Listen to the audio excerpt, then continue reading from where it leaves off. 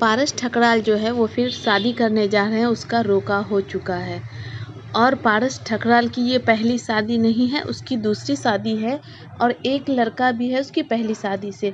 जब पारस ठकराल की पहली शादी स्नेहा सचदेवा से हुई थी और स्नेहा सचदेवा से अभी फ़िलहाल कुछ ही दिनों में उसका डिवोर्स हो चुका है और डिवोर्स के बाद अब यहाँ पर देख रहे हैं पारस ठकराल का रोका हो रहा है और बहुत जल्द ही उसकी शादी होने वाली है 1-2 दिन में। तो स्नेहा सचदेवा से क्यों उसका डिवोर्स हुआ, तो आइए आपको शुरू से शुरू करते हैं।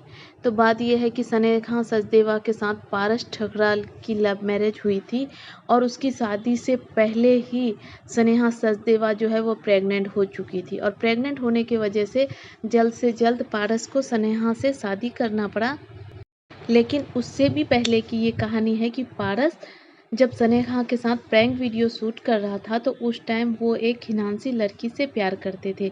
लेकिन जब पारस स्नेहा के साथ प्रैंक करता था तो वो चीज़ जो है वो हिनांशी को वो चीज़ बिल्कुल भी अच्छी नहीं लगती थी। उसमें आदमी को ये पता चल जाता था कि क्या ये प्रैंक है या फिर ये सच है।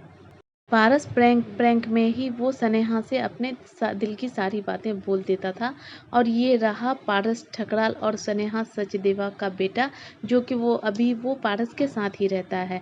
हाँ, तो हम कहाँ पर थे कि पारस जो है वो प्यार करता था हिनांशी से, लेकिन हिनांशी को पारस और स्नेहा की सारी बातें पता चल चुकी थी। वो दोनों चुप के एक दूसरे के साथ ज़्यादा टाइम स्पेंड करते थे और पारस जो है अपनी गर्लफ्रेंड को ज़्यादा टाइम नहीं देते थे। तो वो कहावत है ना, जैसे को तैसा, वैसे ही स्नेहा सचदेवा के साथ भी हुआ। स्नेहा ने उसकी गर्लफ्रेंड यानी कि पारस की जो गर्लफ्रेंड थी उसे धोखा दिया दोनों मिलकर, और फिर हुआ क्या, पारस ने किसी और लड़की के लिए स्नेहा को धोखा दिया।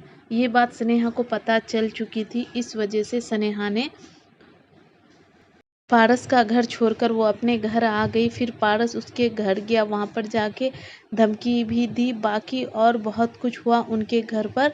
लेकिन बात यहाँ तक पहुँच चुकी थी कि अब डिवोर्स हो जाना चाहिए, क्योंकि पारस ने उन्हें मारा था, स्नेहा का कहना है। तो स्नेहा ने पारस के घर में जो स्नेहा की अपनी थार थी वो लेकर स्नेहा अपने मायके आ गई। तब से स्नेहा अपने मायके में ही रहती है और वो पारस के घर नहीं जाती है। उसका जो बेटा है स्नेहा का, वो पारस के पास ही रहता है।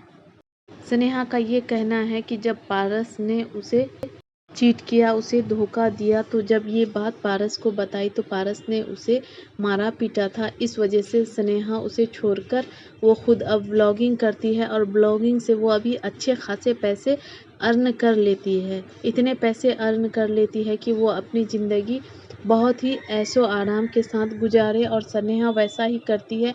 वो उसकी लाइफ स्टाइल आप देखेंगे, वो एक दिन भी अपने घर में नहीं रहती, अक्सर वो टूर करते रहती है, कभी यहाँ कभी वहाँ, कभी कोई फेस्टिवल, कभी कोई शादी हो, कहीं पर भी हो वो चले जाती है। और स्नेहा ने ये भी कहा है कि उसकी जो ननद है ये कोमल ठकराल, इनकी भी बहुत लंबी कहानी है। अगर आप इनकी कहानी सुनना चाहते हैं तो कमेंट बॉक्स में ज़रूर बोलिएगा। पारस की बहन जो है कोमल ठकराल, उसकी भी पहले एक बार शादी हो चुकी थी। अभी जो उनके साथ बैठे हुए हैं, अभी उनकी ये सेकंड मैरिज है, यानी कि दूसरे वाले हस्बैंड हैं। पहली शादी से उनकी एक बेटी है और वो बेटी अपने पापा के साथ में ही रहती है। तो आप कमेंट में ज़रूर बताइएगा कि ये बात सही है ना, कि जैसे को तैसा स्नेहा ने किसी और को धोखा दिया और लास्ट में स्नेहा को ही धोखा मिल चुका।